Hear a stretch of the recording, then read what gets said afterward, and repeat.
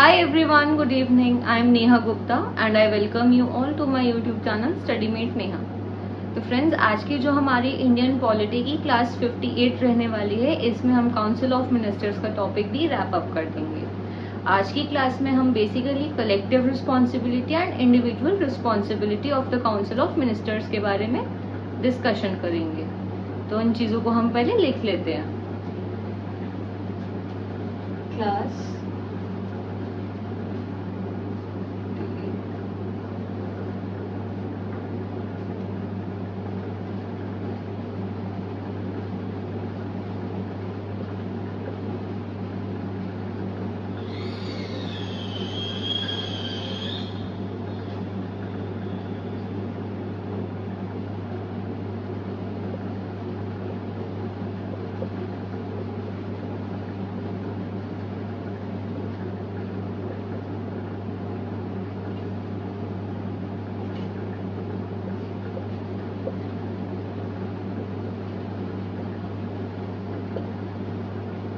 तो जब आप रिस्पॉन्सिबिलिटी ऑफ COM की बात करते हो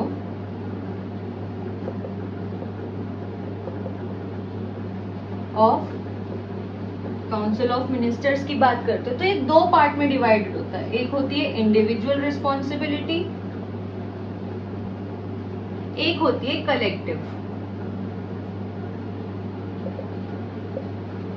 सबसे पहले जब हम कलेक्टिव रिस्पॉन्सिबिलिटी की बात करते हैं तो कलेक्टिव रिस्पॉन्सिबिलिटी में क्या होता है, जो हमारा article 75 part 3 of the constitution है, आर्टिकल 75(3), उसमें ये दिया गया है कि जो काउंसिल ऑफ मिनिस्टर्स है it is collectively responsible to the Lok Sabha.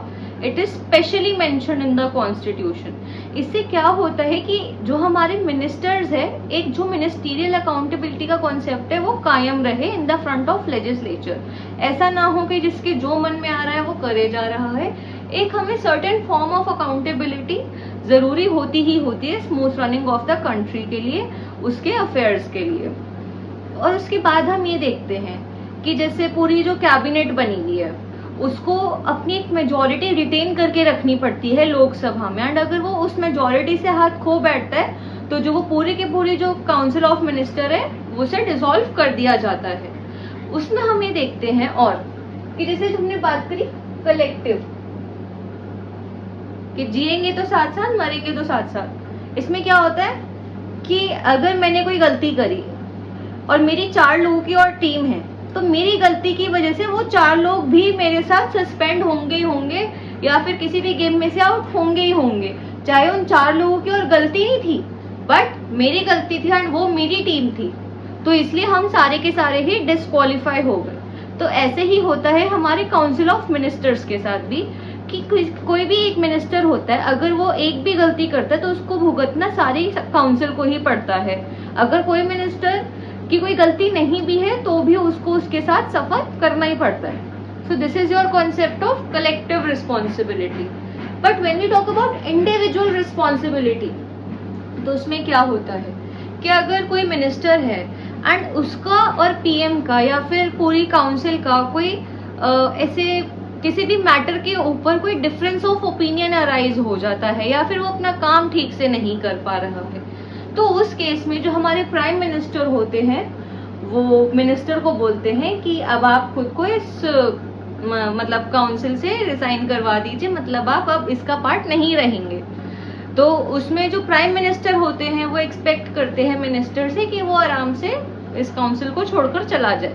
But अगर जो मिनिस्टर है वो इस चीज से मना कर देता है, वो खुद से नहीं अपने आप को रिजाइन करवाता या फिर जो भी प्रोसीजर है वो फॉलो करता, तो क्या होते हैं कि जो हमारे प्राइम मिनिस्टर ऑफ इंडिया होते हैं वो हमारे प्रेसिडेंट को बोलते हैं कि आप इनको रिमूव कर दीजिए।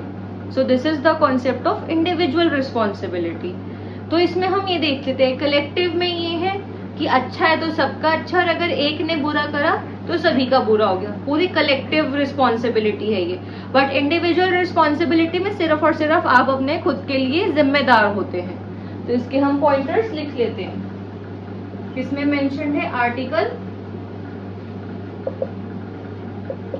75 में।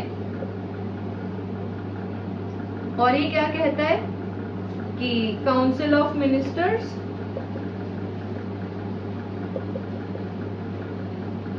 They are responsible to whom? Lok Sabha, and they have to retain their majority there. But individual responsibility में ऐसा कुछ भी नहीं देखा जाता है. इंडिविजुअल रिस्पॉन्सिबिलिटी में अगर उसने कोई मिस्टेक कमिट कर दी है या फिर कोई डिफरेंस ऑफ ओपिनियन अराइज हो चुका है,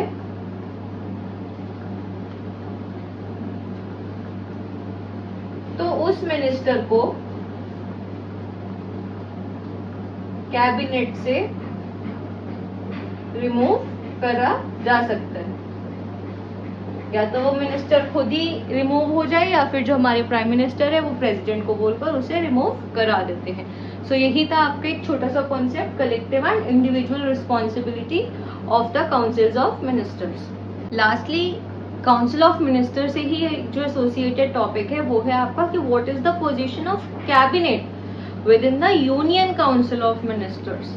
तो आप ये समझ लो कि ये बड़े वाला सर्कल है union council of ministers. It is a broader concept.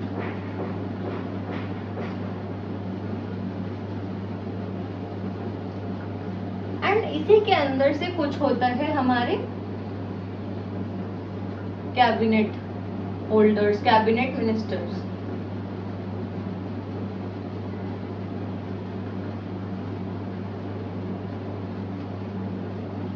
तो जो ये आपके कैबिनेट मिनिस्टर्स होते हैं, these are the supreme executive authority.